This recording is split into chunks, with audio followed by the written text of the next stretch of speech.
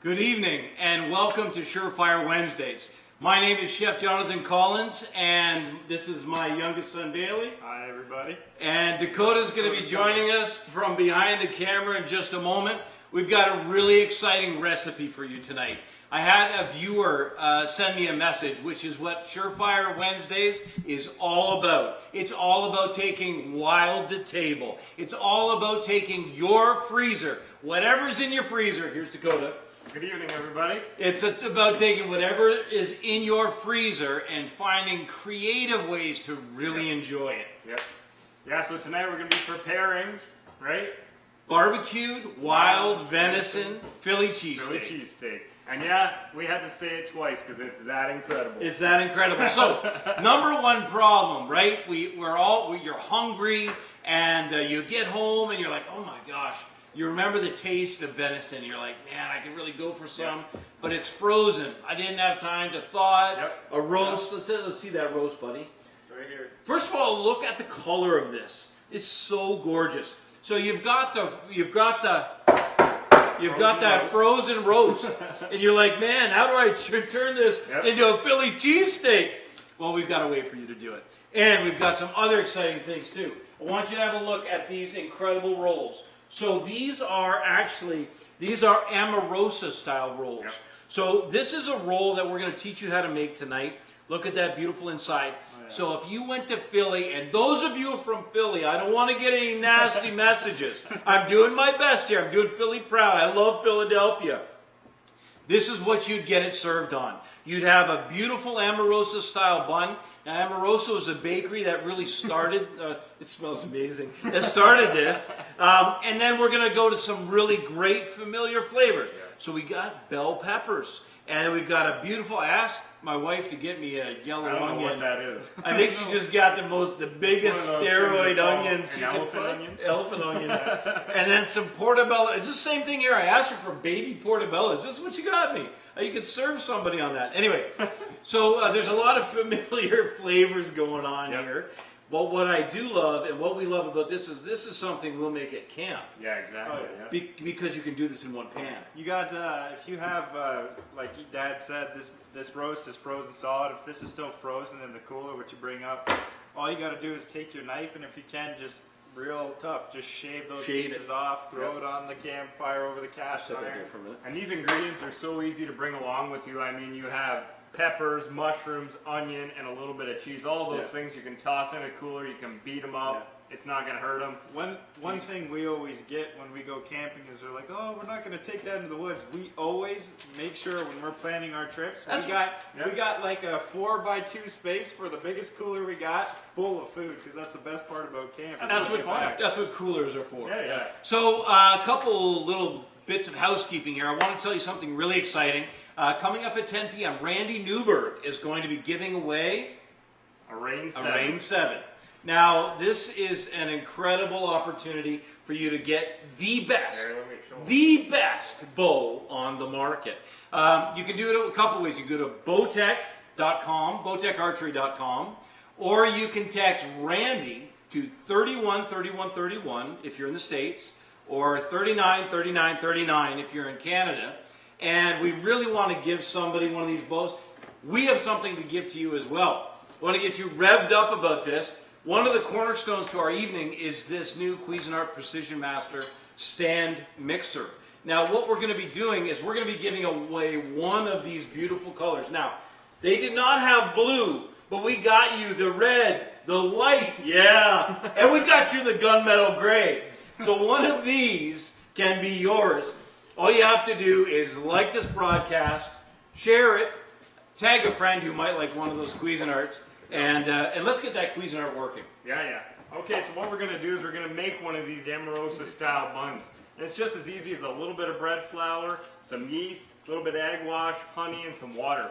I don't think it could get much more simpler than that. No, and so the nice thing about using the bread flour is it has the baking powder and baking soda measured into it. Right into it. So it makes it really simple. The key to really doing recipes like this is being able to do it with just a few simple ingredients. So 6 cups going in. 6 cups of this bread flour going in. You'll see I'm leveling these off to make sure. One thing that you want to make sure when you're baking, it's not like a lot of the cuisine stuff. You needs to be an exact science when you're baking. Yeah. Otherwise, especially with all that baking powder, baking soda mixed in, you can really get some wonky results. And one thing I had no idea about until my parents became chef is dry measure and wet measure. I still don't fully understand it. We got to make sure you got dry and wet measure, otherwise it doesn't turn out the same. Yeah, and it's a good point. So one of the keys to any kind of baking is to make sure to incorporate all of your dry ingredients first. So Dakota's going to put all of the flour in, and then we've got a little bit of pinch of salt that's going to go in there. Yep. And then what we'll do is we've got 2 cups of water. So this is just tap water. It's still water, but it's a little bit warm. And what that does is that helps to activate the yeast. So what I'll do is I'll put 1 tablespoon of yeast in. And so again, by the way, this roast we're cooking tonight was from Dakota's first whitetail deer back in December. So this is 1 tablespoon of yeast going in. And then what we've got here is some local wildflower honey. And so what it does, why we're mixing those together, is we're going to let that sit for about 5 to 10 minutes. And what the yeast does is it actually starts to consume all the sugars in that honey. Hungry. And it's hungry. It's going to eat that up, and you'll see that start to bubble up. And when it starts to bubble and come alive, that's when you know it's ready to go in. It's already starting to go. Yep, so you just need to whisk it. One of the things you need to know about yeast is that it does have an expiry date. Yep. So if you've ever had any frustration with bread or rolls or anything like that where you've used yeast, make sure to check the expiry date. I gotta tell you, you gotta keep it fresh. Once you open that package, you don't have a whole lot of time with it. So literally we'll just take and set that aside, but I wanna show you what it's gonna look like. So here earlier today, we are working on some of this beautiful dough. So this is 1/8 of what we made. Yep. So literally all you're gonna do is, this is the risen dough. So I'll show you how because I'm gonna get these in the oven. Yeah. We've got the oven preheated to 350 degrees. I'm gonna take that, I'm just gonna gently form that in my hand. And all we're gonna do is just kind of elongate it. I just want to show you guys the texture of this dough. And like you said, this is only 1/6 of it. So with 6 cups of flour, you get a ton of dough out of it. Yeah. And like he said with the yeast, it expires quick, but if you do something, like Claude said, so few ingredients, make fresh bread every night for dinner, no matter what you're doing. It tastes so good, and like we started here, we couldn't stop smelling it. It makes your house smell like a bakery. That's how good it is. So this is the key, and there's a lot of confusion where this is concerned. So right now, I have this. I'm going to proof this again. I'm going to get Bailey to put this in the lower oven. Here you go. I don't have it turned on. I just have the lights on in the oven. So it creates a slightly heated, slightly humid environment. And one of the big questions is, what do you do with the dough? So Dakota's going to start mixing this together momentarily as soon as this activates. Yep. Once it comes together, you need to let it rise. So mix the dough, let it rise for about an hour. It'll double in size. Then you want to take that out and you want to punch it down a little bit, divide it into the portion sizes like I just did, and then let that rise and then bake it off. It's just that simple. Listen, Surefire Wednesdays is interactive. Yep. We want to hear from you. If you have any questions, there is no such thing as a stupid question. Believe me. We, from the novice cook at home to the professional chef, we all deal with the same things. Yep. So I think this has just started to activate enough. Why don't you grab that camera? We'll show them what it looks like as we bring it together. So when the yeast begins to foam a little bit, first of all, that's how you know it's a nice active yeast. And you'll notice on the stand mixer, now you can do this by hand if you don't have a stand mixer, but what we have on is the dough hook attachment. And the beautiful thing about a dough hook attachment is that it does so much of the work for you. So you literally turn that on, and then you'll see the foam. See the foam on the top of that? So we know it's slightly activated. And I'm just going to start to add this in.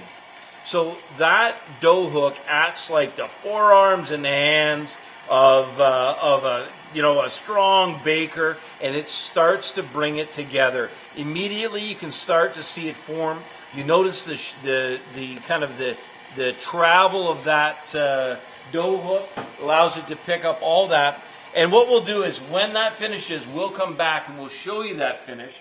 And now we're going to get started on the prep for that Philly cheesesteak. Yeah, I want to see how that frozen roast handles when you try to slice it. Okay, so you know what? That's actually a really good point. Let's do some. Actually, I'll get this prep out of the way. So one of the things I love about bell peppers is that they hold for a long time.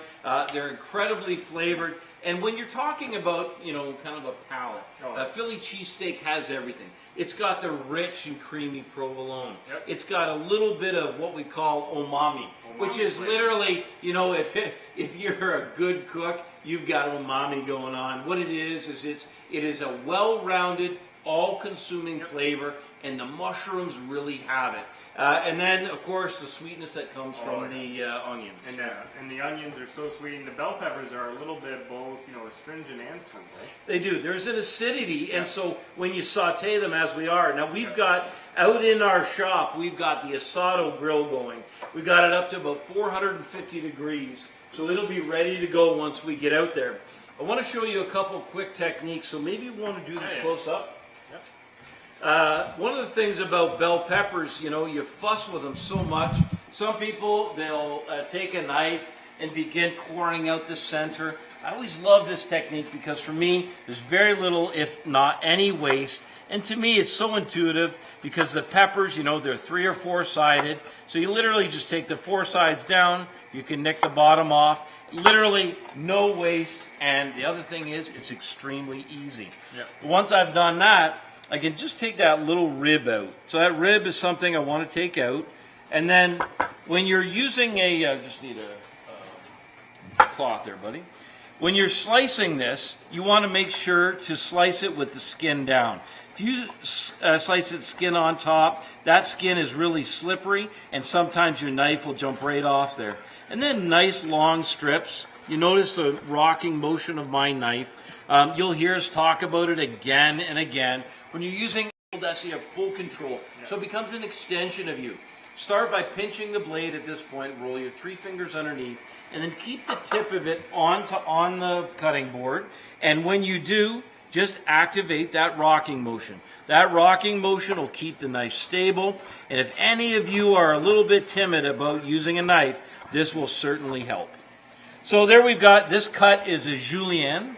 So we've got a julienne of red pepper. We're going to do the same with the green pepper. And Dakota, before you go away with that, I want to show you something.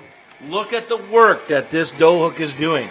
So what's happening now, we've gone beyond combining the ingredients, and now we're starting to knead the ingredients.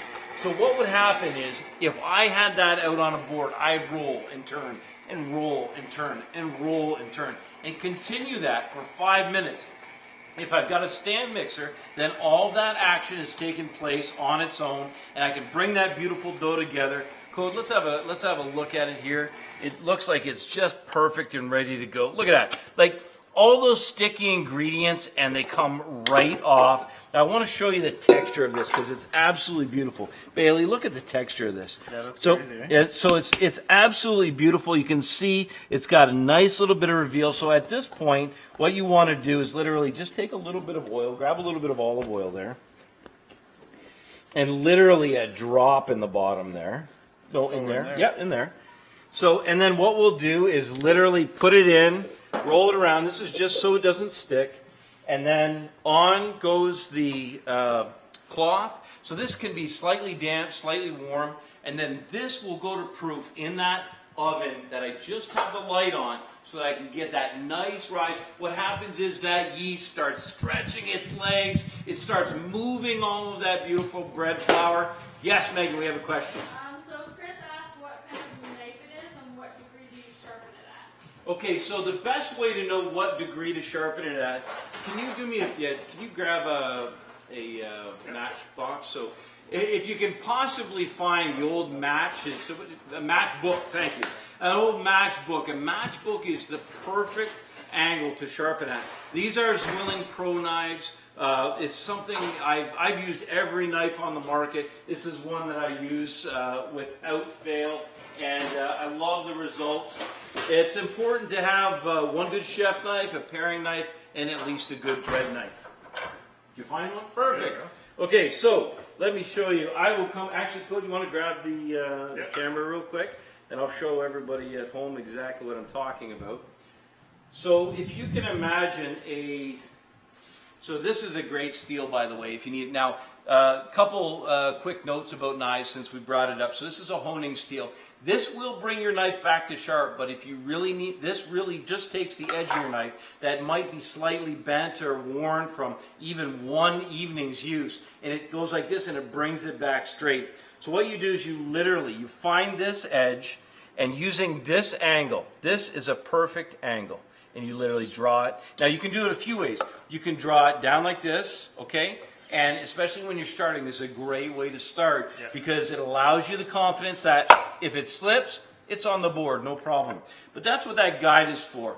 And you'll get comfortable with it to the point, if you do this on a regular basis, you know, the safest knife is a sharp knife. Yeah. Always a sharp knife. Thank you. Who was that from? Chris, thank you, Chris, for your question. And when you are sharpening, you actually still want to use about 6 pounds of pressure. Yeah. So, you know, you're putting some muscle into it. I got to get some prep done here, guys.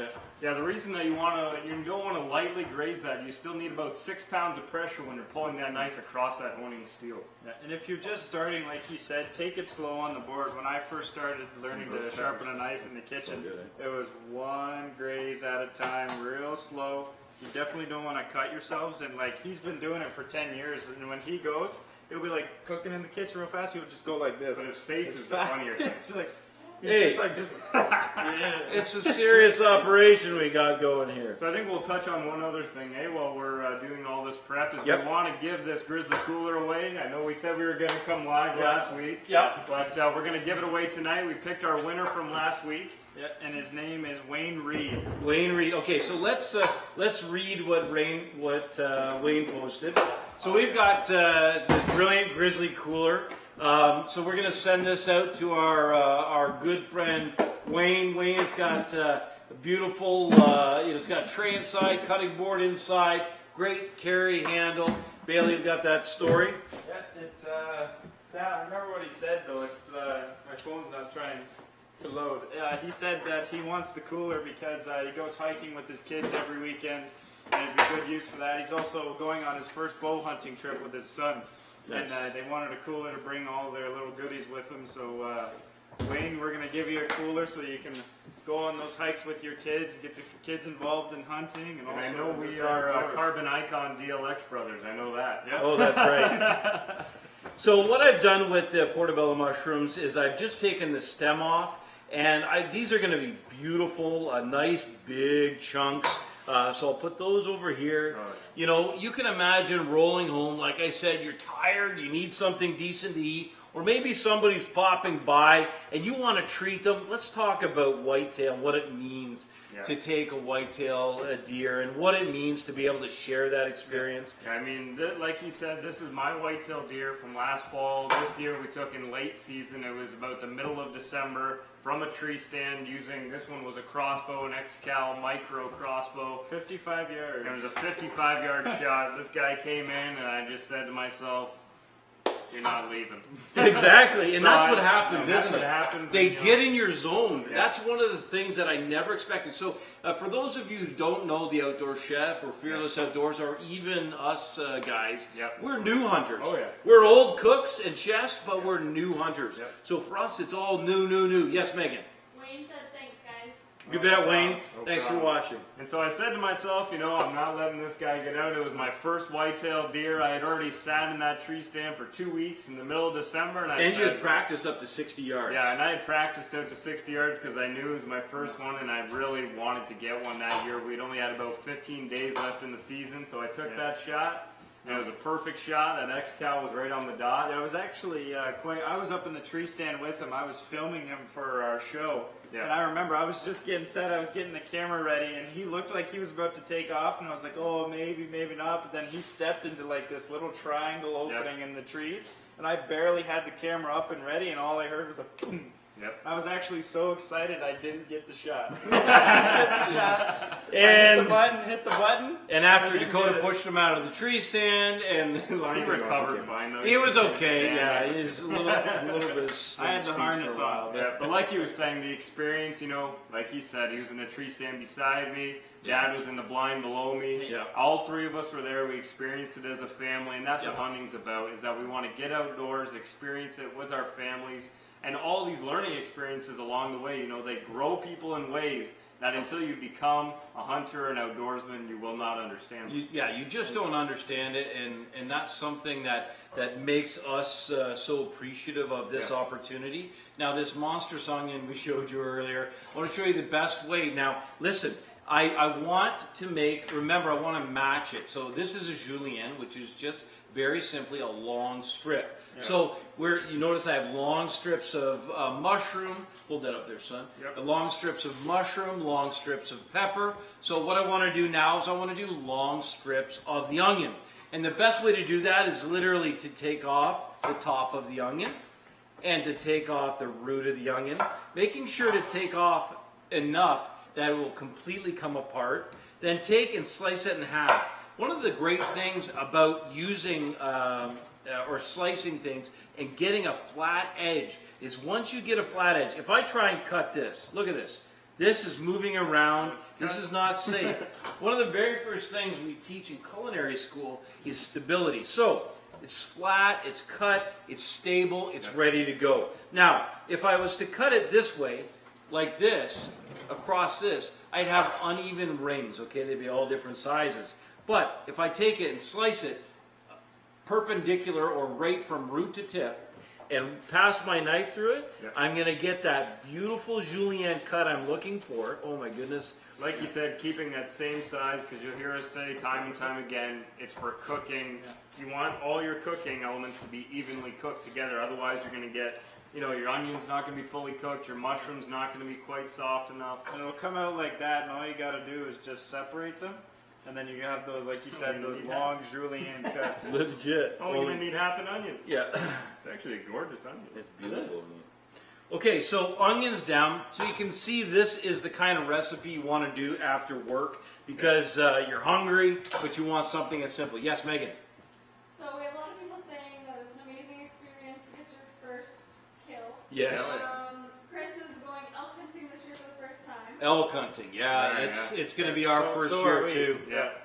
And Mike says, get good knives or get good at sharpening. Well, you know what's interesting? Getting good knives is the start because actually I wouldn't be without just one chef knife. It's worth spending the money. Think about it. It's just the same as this. So it's a great point. So you can take, the Rain 7, and this is a piece of professional gear that I take to the woods with me. And this, for me, is what I take to the kitchen. Now, I can buy a whole bunch of different bows, I can spend the time and money, or I can buy one.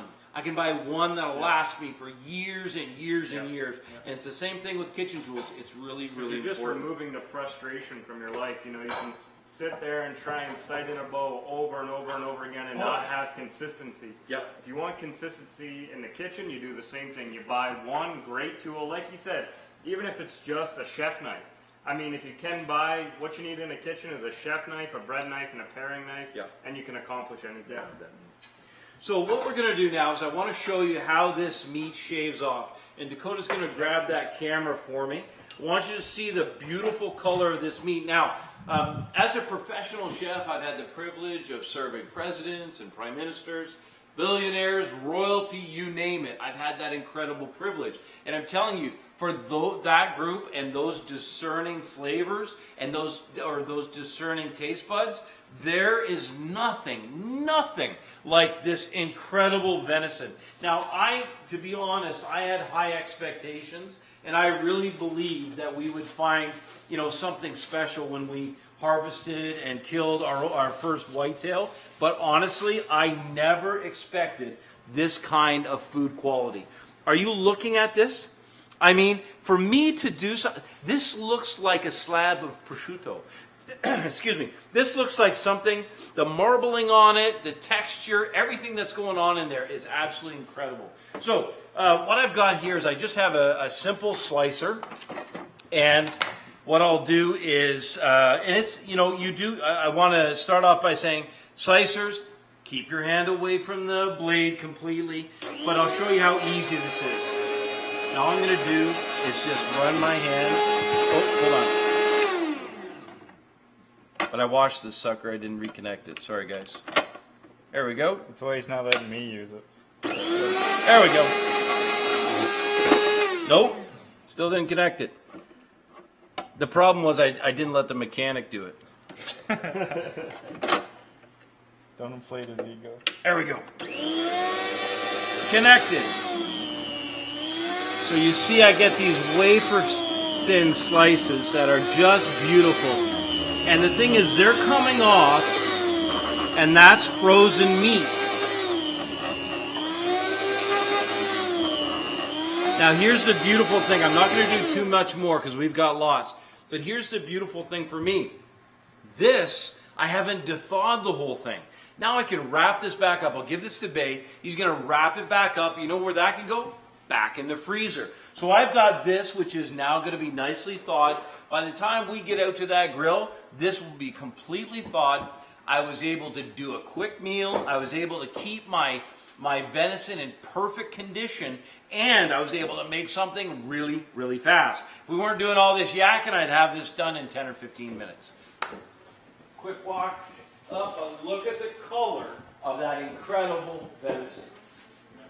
So if you by chance are just joining us, I want to remind you that we're giving away one of these beautiful Cuisinart precision stand mixers. Remember, you're going to have your choice. We give you the red, the white, or the gunmetal gray. Now, we are celebrating this week because we've got two incredible holidays. Yep. We've got Canada Day on the 1st of July, and we have the 4th of July in the United States. So this is our way, giving these away. Yep. This is our way of saying thank you to you. And all that you have to do is just simply like the broadcast, share the broadcast, and tag a friend, someone who might like this. Remember, Surefire Wednesdays, the Outdoor Chef, and especially Bowtech Eats. This is all about giving you an extension of the incredible outdoors world. Megan.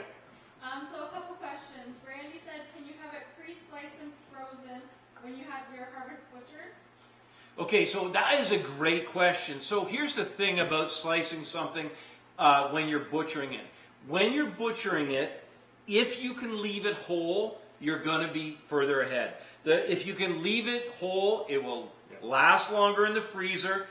Think about how long ground beef lasts or ground venison compared to a venison roast. It's very simply, we want to keep the air away from it. And I'm telling you, it was Brandy that said that. I'm telling you, Brandy, this is really simple. It's so easy. It's so easy, and I'm telling you, it's so fresh to do it this way. You're literally taking and slicing it off wafer thin, and by the time you go to cook it, it's going to be thawed. It's going to be perfect. Another thing is it takes away from the meat as well. If I sliced a bunch like this, put it in a bowl, had it frozen, then de-thawed it, it's kind of going to look like mush. Whereas if I take a nice frozen roast, that's a good slice it out, I'm going to have things like this where I could just set that on the barbecue and the results are going to be 100% better. So just a couple notes about these recipes we're holding.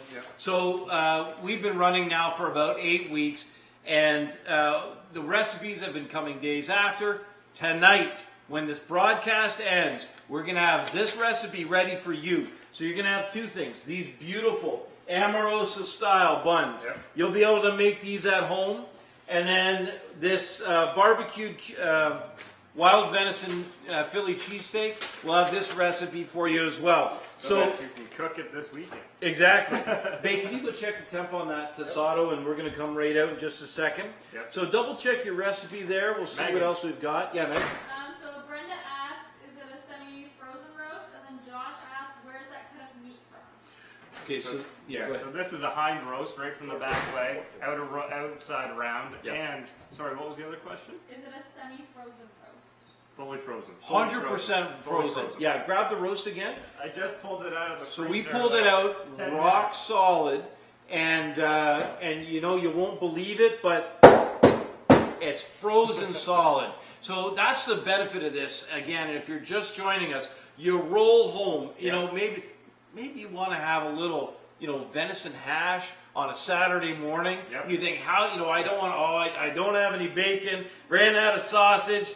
Wait, I've got that venison roast. You just slice some of that off, frozen. That way, if you've got a great big roast, you don't waste this. How many times have we de-thawed the whole thing, used some of it, and then you're like, oh my god, it's going to go bad. We got to do something with it. Especially if you pre-think it through. You know that when you cut that and butcher that off your animal, you label it Philly cheesesteak. Exactly. And you know that one you're going to take and you're going to slice pieces off that. So maybe beforehand what you do is you remove all the silver skin and do all that kind of stuff. Clean it up. So it's ready to go as soon as you slice it. Or keep it in the freezer, you know, right upstairs, so that you always have a little meat. Kind of like you keep bacon in the crisper in the fridge. Keep this in the freezer. You want eggs in the morning? I had bacon a couple nights in a row. Pull this out, slice some pieces off it, make an omelet with venison. It's so accessible if you do it. But what I would do, Brenda, is that if you wanted to pre-slice it and then refreeze it, I would slice it frozen, lay parchment down, and I would lay the pieces out and then roll that up and put it in the freezer. That way you're going to get away from, you know, pulling out a saran wrap block of all this sliced meat. Lay it out on parchment, fold, lay it out, fold, lay it out, fold, then wrap that up and tuck it in the freezer. So my prep, we're going to head out to the barbecue now. I'm going to get Bailey the provolone. I've got my veggies, and I've got these beautiful Amoroso style rolls. You know, when we go to Philly this summer, I'm going to go to this bakery. And I'm telling you, if anybody is from Philly, or if anybody knows somebody from Philly, I need to hear from you right now. Okay? Let's go to the barbecue. I'll follow you. Oh, you follow me? Yep. Okay. You'll have to see our man cave, too. Our Vortex Bowtech X-Cal cave. Look, we got all of our bows on the wall, our banners, our fishing rods, all of our bows hanging up in front of our office here in our little editing suite. Pretty sick. Okay, so this is where the good part happens. So I've got my Asado grill. This is made by Coyote. This thing is sick. Have a look at this. Oh my God. Look at this. 450 degrees. And we've got a beautiful, let's throw the fire down here. We got can we see that down there? I don't know if you can get that. Nice. So you can see now I'm a big fan of Lodge cast iron. You can see here I've got a cast iron grill, and I'm going to put some of, you've seen us use canola oil. Now I'm going to have a little bit of trouble because here on the driveway I'm going to be losing some of the oil. But I'm going to go down, onions are going to go on. Okay? And I'm going to do this in the layers that they'll cook. So the onions will cook up. Ben, I'm going to need a pair of tongs, buddy. Okay. And then we'll throw on some of this beautiful pepper. Oh man, it smells so good already. So peppers are going on. And then I'm going to do some mushrooms on the side here. Now, the thing about the venison is it's going to cook really, really quick. I'm going to drizzle this with some more of this camelina. Camelina is a high smoke oil, beautiful fragrance, and this is cold prep, so it's just perfect. Thanks, buddy. So we'll just get these. You can see that heat activated right away. One of the things that's really important here is to get the salt on it. So salt, and I've got some pepper. Salt's going to bring out some of the liquid. It's going to give me great seasoning. And so one of the things about getting ready to cook outside is to make sure you have everything ready to go ahead of time. So number one, preheat your grill. If you've got, this is a charcoal grill, make sure you preheat it 30 to 45 minutes ahead of time. And then if you're using a gas grill, propane or natural gas, 10 to 15 minutes is lots. But if you're going to use cast iron, get it in there and let it heat right up. 400, 500 degrees, no problem. Get a little bit of oil on it, season it. They love the heat. Don't hesitate with the heat. It's going to cook faster the more heat you've got on it. So we've got 450 degrees here, so I'm just going to keep on sauteing this up a little bit. Another way to add a little bit of flavor if you want to try something new is change up your olive oil. You know, there's so many different olive oils out there, or any kind of oil. We got camelina oil here, and it really adds different flavors. I know they have like lemon oil and all kinds of different stuff. So the nice thing, you can imagine if we were in Philadelphia right now, and again, if you know somebody from Philly, I want to hear from you. I've had a Philly cheesesteak on the streets of Philadelphia, and I'm telling you what they do. They're slaving over these giant flat tops. They're throwing onions, and they're throwing peppers and mushrooms, and they'll actually do it even with Cheese Whiz. We're going to use provolone. Provolone for me is the pure Philly cheesesteak. So now that we've got this started, this whole process doesn't take too long, but you can see we started to get some color there, which is kind of nice. I'm just going to move that to one side, and now we're going to move into using this beautiful venison. I'm literally going to start laying this down, and oh man, as soon as that hits the grill, it smells so incredible. And this is precisely why we slice it thin, because this is a quick cooking method. We want to get the heat on it, and I don't know about you, but being well done is not critical for me. I like it to have a little bit of pink left in there, and a little bit of, that means flavor, and it sure does mean that it stays tender. So pepper, you can see it's starting to cook already, and some salt. And I'm just going to close up that asado, and we'll just leave that for just a couple minutes. That browned really fast, eh? Yeah, it came up really nice. Venison. So this is what we're using. We're using lump charcoal and natural charcoal, which is my favorite thing to use. It's a bit more expensive, but I'm telling you, you use less of it in the end. Oh, yeah. Started with just simple newspaper. There's no chemicals needed. There's no gas needed. And the one thing is, if you have this around, you always have a source of fire. Oh, yeah. Now, I've always wondered, can you use like charcoal from your fire? Like yeah, of course. That's all that is. That's what that is. So this is coming along nice. Now, look how fast that cooks. I'm just going to turn that over. We're just going to turn that up just a little bit just to make sure we got it all rolling here. This is cooking down really nice. That looks so good. Doesn't that look good? If you guys could smell this right now, oh my gosh.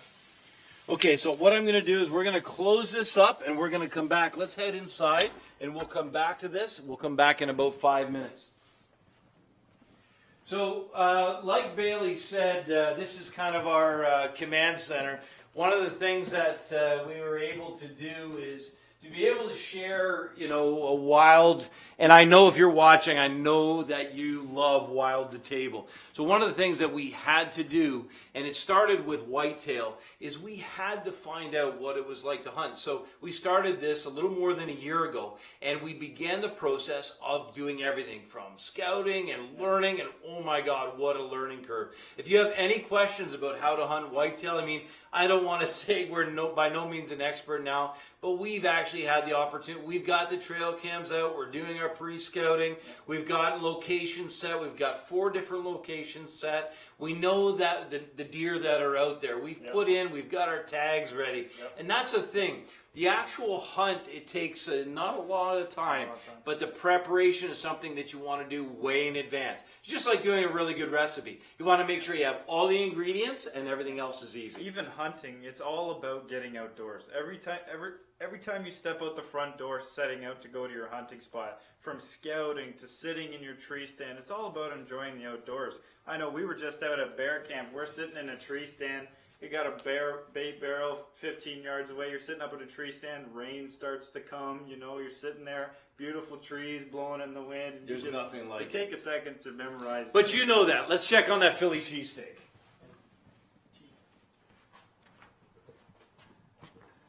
So you can see that asado grill has popped right back up, 400 degrees. Got plenty of temperature. Let's have a look inside. Oh, yeah. And so one of the great things about cooking with charcoal and any natural product is that you get the ability to get that smoke, to get that flavor that would otherwise not be there. So what you do with a Philly cheesesteak is literally just begin to combine this together. And I got to kind of measure it for the size of buns we have. So I got a bun this big. I want to make sure I get something that'll fit on there. so peppers on, all of this beautiful venison in there. And then what you do is you just kind of group that up on the grill. And then you've got provolone. So the provolone cheese is rich and creamy. And what we'll do is literally just take some slices, and it kind of acts like the glue. So we'll just put that over top just like that. Oh yeah, it smells so good. And we want that to melt. So we're going to close that back up. And now we're going to go inside, and we'll come back in just a minute. So you can imagine if you had, let's say, 8 different servings. What you do is you saute everything up on the barbecue, and then you line up. You mix all your ingredients together, and then you can just literally line up all of those provolone-coated mountains of Philly cheesesteak, and then you're ready to go. Thank you. So I'm going to show you a little bit of code. If you want to hang there, grab me that one right there.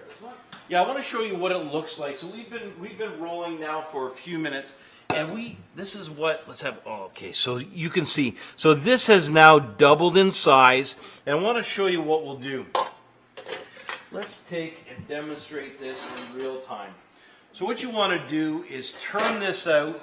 Now we've got a little bit of oil in there. You can see how easily that flops out. Just perfect. So that little bit of oil will keep, no, I think I should be good. This is great texture. So literally all I'm going to do is I'm going to take and I'm going to slice that.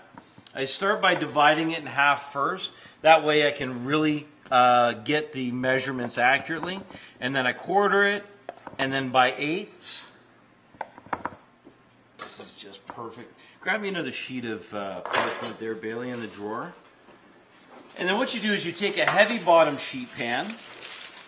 And sheet parchment is really critical. So just literally fold that in half. And this is where having a couple of the right tools is really important. So parchment will keep it from sticking. And then literally all you do, Base, just tuck that side in just like that. And just literally, just show a little bit of love. That's it. And if you want like a shorter, fatter bun, you can leave it. Or if you want a more like a sub type of a bun, you can literally just stretch it out like that, and then you just arrange it, just like that. And this is something, I'm telling you, man, kids love doing this. Yes, Megan? So John says, I would love to know how to hunt mule deer better. I think it's harder to hunt these mule deer out here in Nevada, because where I hunt them, I got no trees, just bushes. Yeah, you know what? I'm going to have to literally say, that was John? Yeah. John, my friend, mule deer is something that we will only enter into this year. So we are, mule deer will be a first for us. Yeah. It's going to be something that we've got a few old timers that are going to give us some guidance. Yeah. But we're really excited about sharing that experience with you and all of the other viewers. Especially in country like that, it's something that we're honestly not even used to. I mean, up here where we live in Canada, you can't see more than 60 feet into the bush. So I mean, it's really tough to hunt, like that.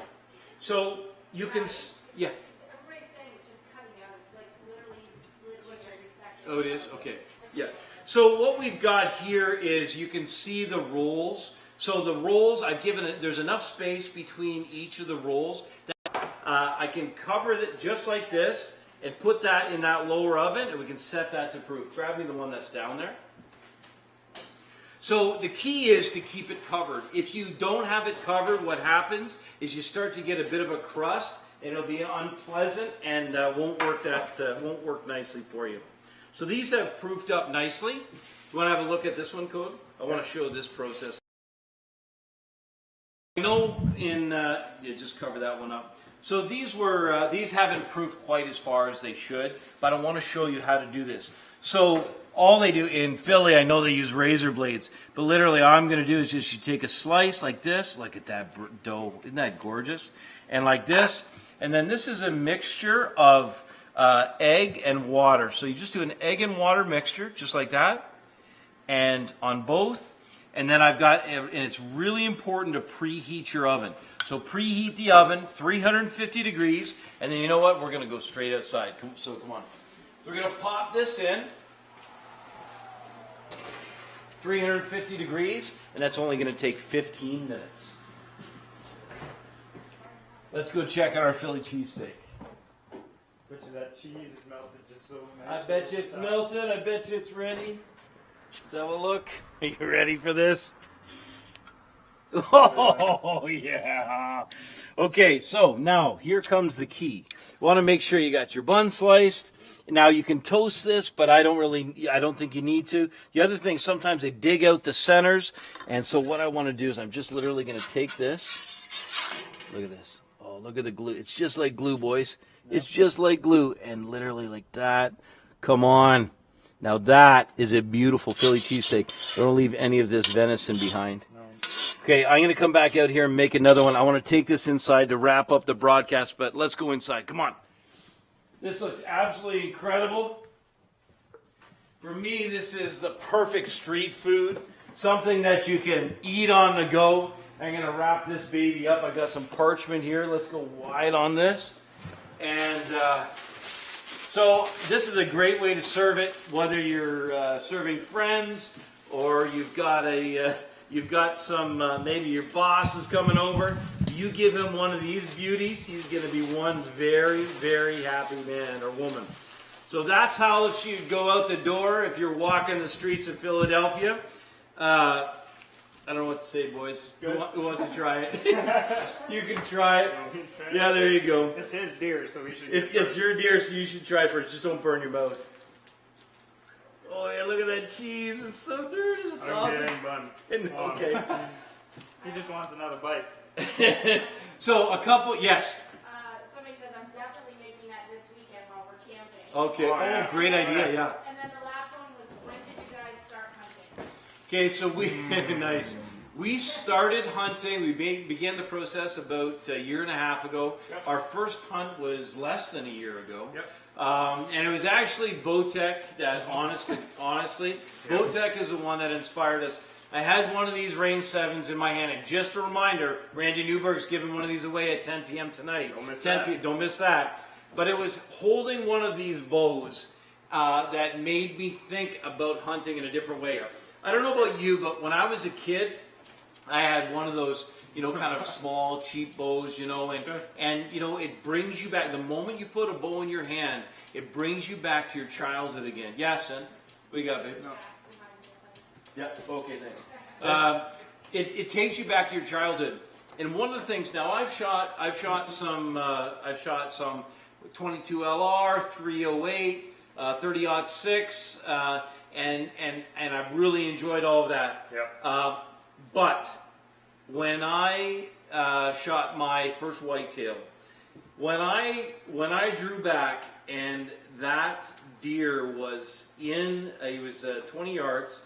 And when he was in that zone for me, the bow, in a moment, just a split second, connected me to that deer. And I know it sounds, okay? But if you're a bow hunter, you know exactly what I mean. There is nothing like the feeling of what it's like it's more challenging. It's good. This matches. Okay, good. It's like you're reaching out. When that arrow flies downrange, it's like you're reaching out and you're connecting. It's an extension of you. It really is. So that's when we started hunting then. Yes, see. It says, I grew up outside of Philly and can't wait to take out a roast out of the freezer and try this. Thanks, guys. And raw. Who's that?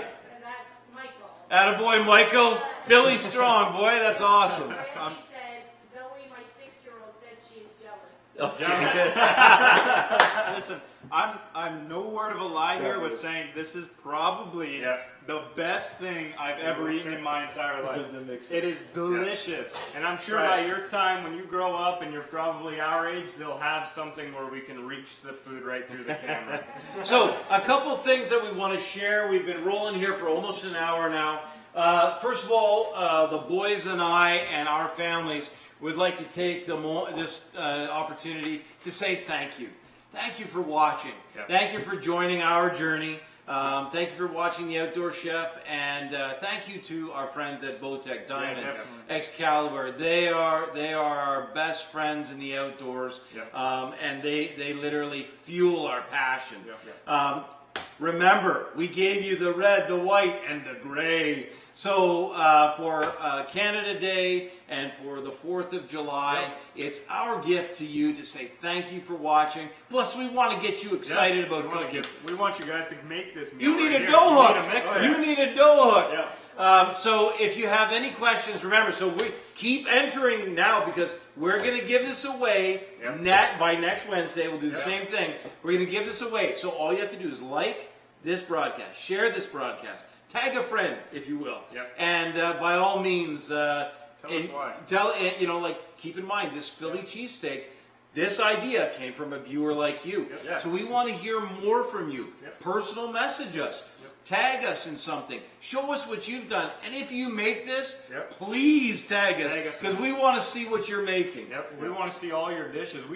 The one thing that we love about, we're chefs because we love enjoying food amongst ourselves, but we love, the reason that we do this is we love seeing you prepare this food and show us what we taught you. That is something, you get messages all the time, people preparing their dishes, using techniques that you taught them, and I mean, there's nothing like it. It's great to sit in the kitchen and have people enjoy your food, but this is so much better. It is. So if you joined us late, my name is Jonathan Collins. This is my son, Dakota Kelly, and the Outdoor Chef and Fearless Outdoors is all about family, it's all about the outdoors, and it's all about connecting you to your food in a powerful way. These wild venison Philly cheesesteak barbecue, this recipe will be available in just a few minutes. We're going to take a picture of this. I was going to use that as a hero, but now I can't. I got to make another one. Yes, Cindy. My wife says, if I win the white one, I can buy a new Bowtech. Oh! well, that's something. Or she can win this, and then you can go at 10 o'clock and win the one that Randy's giving. That's right, absolutely. So again, thank you for watching. Remember, tune in next week. We're live every Wednesday for Surefire Wednesdays with the Outdoor Chef. Where The rest you haven't tried it yet. Have no, I'm gonna try it. Just give me 1 second. I can't wait to try it. Honestly, it's the best thing I've ever had in my entire life. Let me try it.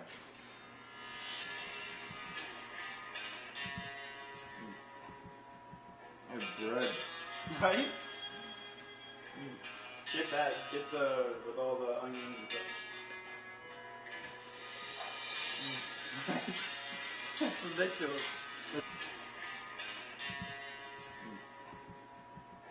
Bread. Right? Get that. Get the with all the onions and stuff. That's ridiculous.